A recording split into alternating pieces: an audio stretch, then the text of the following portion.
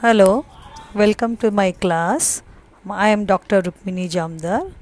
I will be talking about communication, and in this class, we will be talking about the essentials of good communication. So, I hope all of you are ready for the class. As we know, communication plays a very important role in our day to day life. Let's move on further to see what we have further. Now, communication refers to sharing of ideas and suggestions, experiences, incidents between persons. So it can take different forms at different places. It can be official. It can be also a type of panel discussion. It can be a group discussion, or it can be an informal party.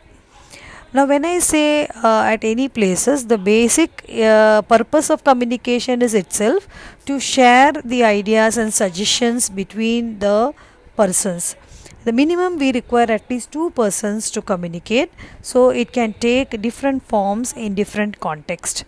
Basic idea is to share the experiences.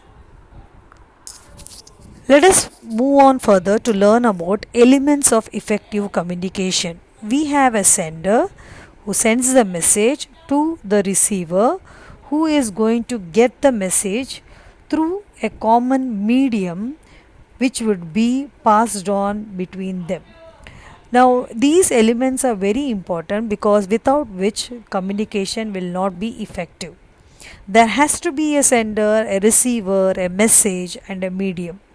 The message is always transmitted through a medium which may take any forms. Okay, it can be done audio, it can be done through video, it can be communicated in front face to face also. So any kind of thing can be done through different medium, but there should be a sender and a receiver through a medium it is being transmitted. Then we have what is effective communication, what are the different things we should take care for effective communication. When I say communication is effective, I look into these following points. The language used for communication should be simple. The person who is going to receive the communication from you, they should receive it. They will be able to receive it only when it is very simple for them to comprehend, and it should always convey the same message as encoded by the sender. Whatever message has been sent by the sender, it has to be interpreted in the same manner. So, for that, it has to be communicated effectively. Only when the interpretation is same as sent by the sender and received by the receiver, we can say the communication is complete. Next, we have if the responses also, there should be responses from the receiver too. It cannot be only a person is telling something. Communication is different from telling or speaking to oneself. No, communication is only complete only when the receiver receives it and is going to revert back. The medium also can be a form of verbal or non-verbal, and the message should be clear and correct. Okay, so the purpose of effective communication is the audience, the persons who are interacting should understand what is being said. They should be able to comprehend it very well. Then only we can say there is an effective communication. Next, let us move on to the types of communication. We have verbal and non-verbal communication. When I say verbal communication, these are the communication which is taking place orally between different persons. It can be amongst two persons or it can be more than two persons. Non-verbal communication is basically used by gestures, facial expressions, mannerism. These are the different types of non-verbal communication. So both verbal and non-verbal communication plays their important role. At some times wherever we need, we use verbal communication. At times we also use non-verbal communication. So it has to be synchronized properly so that the purpose is solved.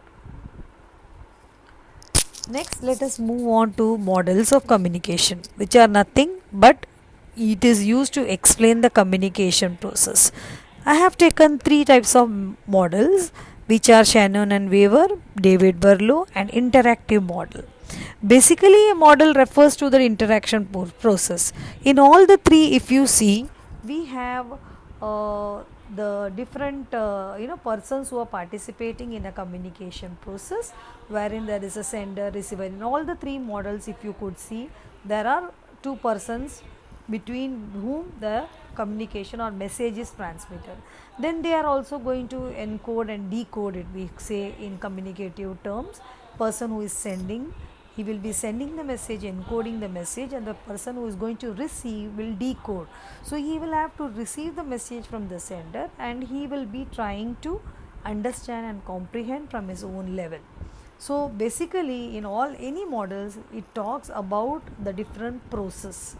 So there can be a sender, a receiver, a medium, a message, and of course there should be a feedback. When I say receiver, he has to reciprocate. So if only a sender is sending a message to the receiver, we cannot say it is communication. It is an incomplete communication. When he sends the message, the receiver has to accept and reciprocate for the response.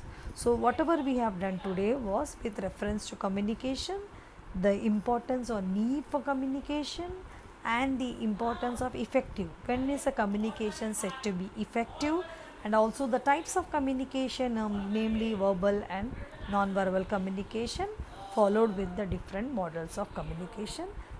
So thank you for your patient listening. I hope you have understood well. If you like, you can subscribe to my channel. Thank you.